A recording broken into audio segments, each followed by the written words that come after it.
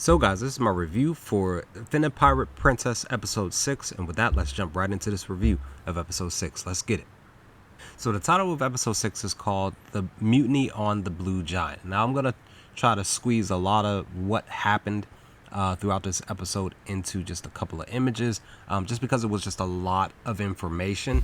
So basically, after, at the end where the crew, they pretty much, Fena got captured by O'Malley and her crew, and they pretty much blew up the inside of that underground cave and left them basically for dead. They were able to escape. But, a couple of things happened during that conversation, but I'll try my best to apply it again here in the video. So, but after they escape, they basically were like basically like 99% of the crew, except for Shitan was the only one, but everybody else they were ready to go and save Fena. But the key thing that was occurring here in this scene is that Shitan was just basically telling them, like, look, we have the key information, we have the coordinates and stuff to get us to Eden, right? And even though the crew was saying, well, no, we're supposed to protect Fena, that's our job, Shitan was basically telling them that that Sukunin basically told him is that, like, he gave him specific orders, he didn't give everybody else specific orders. So the real thing about this whole job, about protecting Fena and keeping her safe, it's about them actually getting to Eden so that they can be able to get a specific item. And this specific item, and it kind of reminds me of about a few like Disney stories and stuff like that, where a specific item there's so much importance to it. It's like a specific treasure that can rule a people or a mass of people or a country, whatever the case may be, even during these times. So Shitan basically told the crew that, look, even though you were told that we're supposed to protect Fena, I was told that, our job is to get this information from Fena with her help and get this key information so that we can go and continue with the mission to get to Eden, so we can get this specific sword that was created and formed in the 3rd century. This is what he was telling them. And once he was explaining this to them, other things were happening between Abel and Fena. Now, during Abel and Fena's conversation, he was informing her of who she was, but also informing her on who Yukimura and crew and Shitan and them are. He was like trying to tell her that even though you see one side of them, that's not their real side. So he basically was telling her, like, look, I knew your mother. Her mother, Fena's mother's name was Helena, and he told her about La Pucelle, and he basically was just telling her, like, look, she was beautiful, blah blah blah. He was basically him explaining to Fena that, about her mother. You could just tell, like, he truly loved her mother. And it kind of makes me kind of, and at the same time, he was calling her Princess Fena and stuff like that. So he was placing like this royal thing, a part of her name and a part of her life, to put this specific like mark over her, and treating her with such preciousness and stuff like that. So when O'Malley and them brought her to him, he told them to get out. He was upset because her hands were tied. They were bruised, wrists were bruised. She had a cut, as you can see there, on her neck. From the little slightly cut at the end of episode 5 last week. He basically kicked them out because he demanded them that they did not harm her. And Molly and them stormed out and left and went on to their boat. So them having this conversation, he was basically telling Fena that I knew your mother. You're princess, basically royalty. But then he was also, like I said, he was also telling her about, Yukimura and them, and how that they are real dangerous. They kill women and children, blah blah blah. But earlier on, very very earlier on in the episode, one of the twins were the ones that were talking about how, because they were just like saying, a couple of the members were saying like we should have hurt them and killed them, blah blah blah, we wouldn't be in this predicament. But the twins were like, well, a rule of thumb for us, we got to remember we're not supposed to kill women and children, right? So it was just a twofold with both conversations that I was getting while watching, and it's just like I'm just sitting back like, which is truth, which is false information, just because we're gaining this information from both sides that are going in totally different directions when it's pertaining to Yukimura and crew, whether they're good or bad. And Shitan's basically telling the crew like, this is what we do. We're about the business of our people. We, even though we protected and fought alongside the Houtman, we also understood that they held this key thing about this specific thing, and that specific thing that they were talking about is the sword. The sword, like I said, that was created in the 3rd century, is what they're after, and they feel like that this weapon, this sword, is going to be the key that will be able to help them gain true strength and truly be able to be prosperous. So, with all of that occurring, with a lot of the stuff that occurred in this episode, we also find out that a key person is on his way to meet up with Yukimura and crew. That specific person is Kay. It's the older brother of, I want to say he's the older brother, or just brother of Yukimura, right? He's on his way. He's basically, Shitan was the one, he sent messenger birds back to them, keeping them informed, of their whereabouts and what was going on and everything. And he basically told them that, that they gained the information that they needed. Kay is on his way to them, and of course, everybody is like, they're like shocked, they're upset, they're fear in their eyes as well. It's like a whole bunch of emotions mixed into one on everybody's faces. Kay is on his way because basically this dude is top notch dangerous from what we are gaining from episode 6. So he's on his way, and with that, then we get this occurring back on the ship with Yukimura and crew.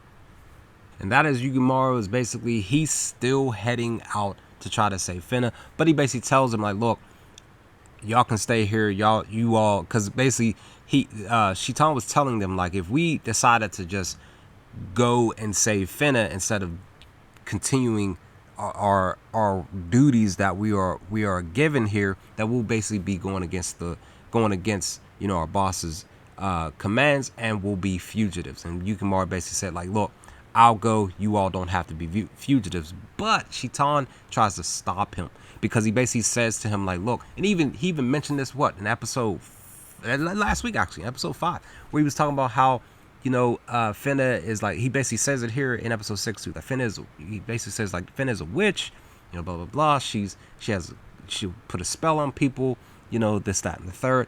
I don't know why you're doing this. Like, you don't want to go out and go out of your way to try to save her. You need to stick with us and be about, basically be about our father's business, basically. So with that, eventually, with that, Yukimura basically does say, where I know I mentioned this in, I think, episode 3 or 2, where I felt like Yukimura wasn't claiming to be the Yukimura of Fena's childhood, but he claims it here in the scene where he says, all those years ago, where I was helping to try to protect her, pushing her off the boat and saving her life.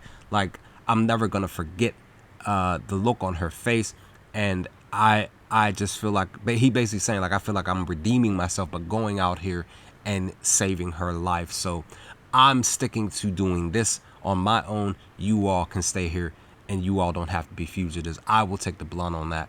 And so he basically, Shitan lets him go, and he gets in a little boat and he heads off to try to find and save Fena. I want to do stop and just mention this little boy here. He's a part of the ship. He's been part of the anime throughout the entire show so far. But we do find out because Fena was lonely and stuff. She kind of forced him to come into to kind of stay in the room. He came in to just check on her and give her some stuff and just like kind of keep her comfortable. But Fena kind of forced him to come in the room and sit with her. But she basically was just talking to him.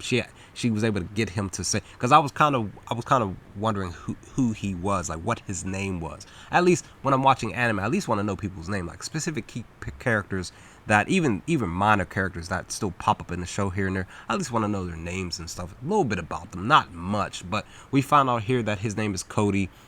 During their sit down, their conversation, and he basically tells her, that he was a slave boy brought up in a brothel, and then eventually he calls him Lord Abel. Lord Abel was the one who was able to save his life, and he owes him his life, and now this is why he serves him. So I just wanted to put this here in this spot here because again, this is basically close towards the end of the episode, but I do like the fact that we gained just a small bit of a portion of a piece of this character and who he is and his background, which I really enjoyed getting to know here in episode 6. I forgot to mention during Cody's and Finna's conversation, something that he talks with her about.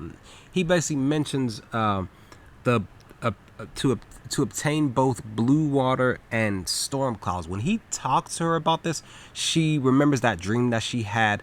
I want to say a couple of episodes ago, where in that dream she hears a voice. And remember, she's tilted to the side, wind is blowing to the right, and the voice says, "Which wilt thou choose, blue water or storm clouds?" Cody says to her, "There's only one way to obtain truth, and there's a choice to be made." And then that's when the episode moves past this scene. But it was just something that was real interesting that probably more than likely will play a key role moving forward, probably in episode 7 or 8 to come, maybe 9 or something like that. So just something that stood out to me here in episode 6. Now this is where the episode gets real interesting. It's basically towards the end. O'Malley is brooding on her ship. She's like lying there and stuff, and one of her crew members comes to her holding the heart-shaped necklace that Fena was wearing. Now, if we remember correctly, Abel had that same type of a necklace, but because O'Malley remembers him having it, she barges into this room where Cody and Fena was. She literally like knocks Cody through the doorway because he was blocking her way to get into the room here.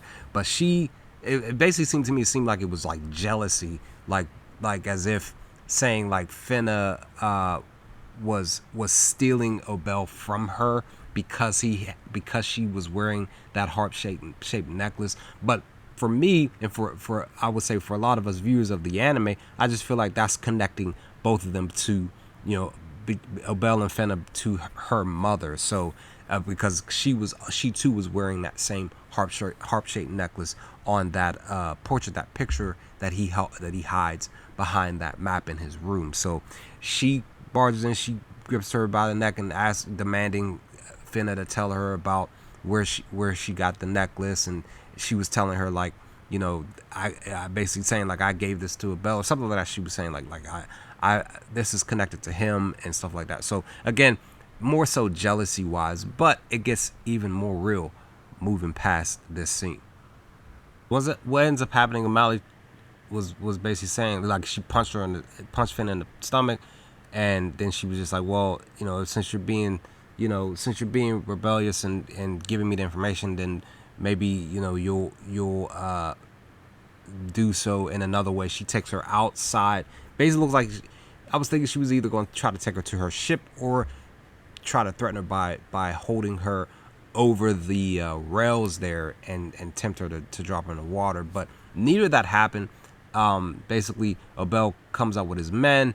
They point guns at O'Malley and like, guys, like seriously, this was like, I just thought it was really, really cool and funny at the same time. Like, O'Malley smiled. She thought she was trying to say something like, you really think that you're just gonna like you really think I'm worried that you're gonna shoot when you're not. Like, she was trying to say that, but Abel ends up shooting a part of her hair on the right side of her face, and he tells her, like, saying, like, I'm not that far away from you.